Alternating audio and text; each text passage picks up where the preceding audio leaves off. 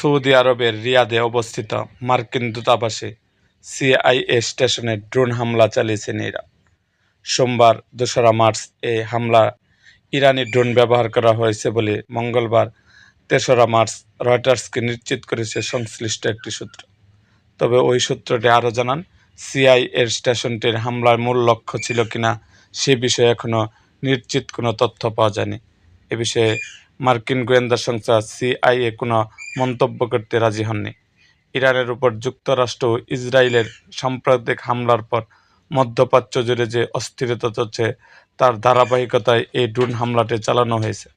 Saudi আরবের প্রতিরক্ষা মন্ত্রণালয় জানিয়েছেন, রিয়াদে অবস্থিত মার্কিন দূতাবাস প্রাঙ্গণে দুটি ড্রোন আঘাত হানে। এর ফলে সেখানে সীমিত পরিসরে অগ্নিকাণ্ডের সৃষ্টি হয় এবং স্থাপনার কিছু বস্তুগত ক্ষয়ক্ষতি হয়েছে। হামলার পর সৌদি আরবে নিয়োজিত মার্কিন মিশন এক জরুরি নিরাপত্তা সতর্কবার্তা জারি করেছে। পরবর্তী নির্দেশ না দেওয়া পর্যন্ত মার্কিন নাগরিকদের দূতাবাস এলাকায় এড়িয়ে চলার পরামর্শ দেওয়া হয়েছে।